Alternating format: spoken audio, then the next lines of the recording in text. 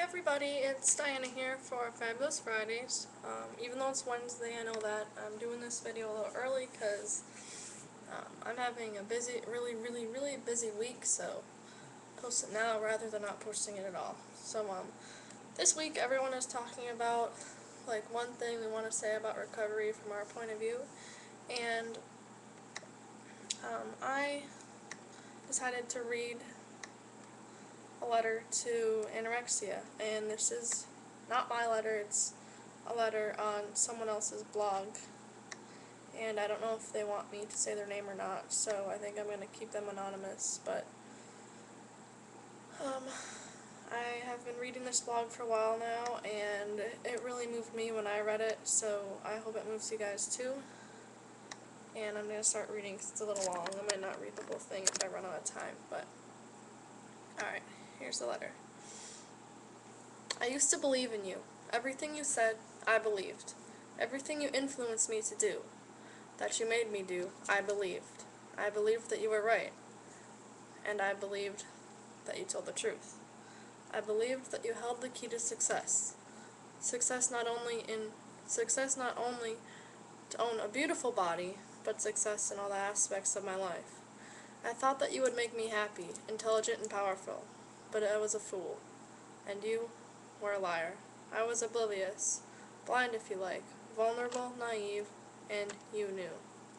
I also knew exactly what you were doing. I was a young, stupid girl, and it was like taking candy from a baby. I was alone, and I needed somebody. Oh, if only I knew I didn't need you, your trickery, and your influence.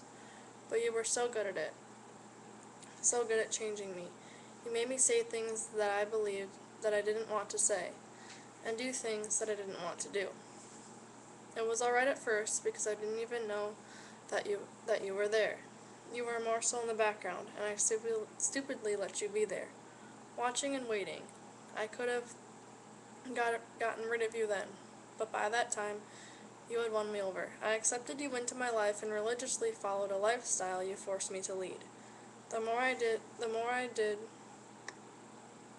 what you said, the more attracted to you I became.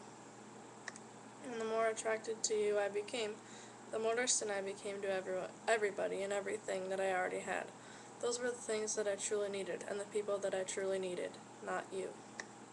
No, I definitely did not need you. You are stupid, you're toxic, and you intoxicated me, brainwashed me, and how dare you. Following your way of life led me to be nasty to the people that I loved, made me nasty to myself, and took everything that I had. You're a thief, and I don't even care. You're numb. How can you stand back and watch people do these things to them? Do you think that it's a game, just a bit of harmless fun? It's disgusting to think you get a kick out of messing around with people, human beings, weak people like me, and you crush them. You crush them. You make them weaker and weaker. You weaken their body and their state of mind, and you take everything away from them. These are the last people you need. But you trick them into believing your wicked ways are the right ways. You are able to break people down so small that a high percentage of them die. You're a killer, a murderer, and no friend of mine. How on earth did you manage to get me to listen to you? It's crazy. You're crazy. I lost so many things because of you. I lost my friends. I lost my confidence, my willpower and intelligence. I lost faith in myself. I lost things that played a huge part in my life. Things that were important to me, and I'd obviously lost my mind listening. I never enjoyed myself. Why did I think that I enjoyed the time I spent with you? God, you're brilliant at being so treacherous and sore. If only you were physically perceptible. If only I could meet you. I'd kick you right through the wall and bash you until you turned bright blue. I'd weaken you, slowly break you down like you have done to me and many others. In fact, maybe I would even kill you. That's how livid I am. But it doesn't really matter what I would like to do. The most important thing that I make you do is actually listen to me. Oh, and you will, let me tell you. You're listening to everything I think about you. You and your ugly, ugly ways. I realize now that I am the stronger person, and was all along. I just didn't see it back then, because I was so distorted and infected by you. All I could see was black, but now all that I see is red. I'm angry. I'm angry that I found you were holding a blindfold before me. I guess you could say that I was a puppet, a little toy that could play with, a little toy that you could play with. You had me on a string, and I danced to your tune. But now the music has been turned down and strings cut, and I'm ready for revenge. I'm ready to fight back and get rid of you. I know there'll be days where I think that all of my efforts are worth nothing, but I'm finally ready to recover, which means that I'm ready and strong enough to face those bad days. I'm ready to live again.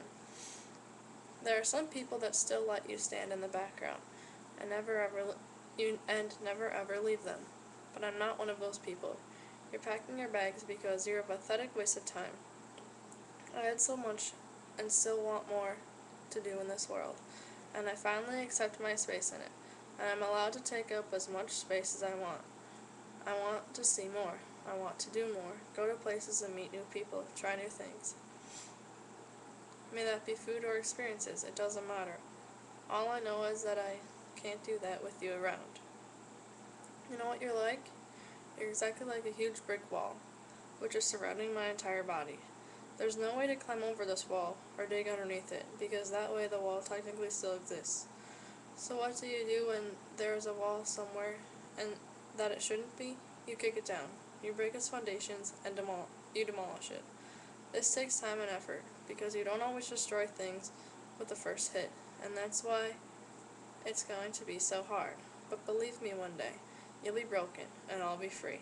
Not imprisoned inside your walls, nor held by your gasp. It's about time I took some control and responsibility for my actions. It's about time I start to look for everything that I have lost. Alright. I can give you guys a link to this letter. I probably will in the description, but that was just a letter I read.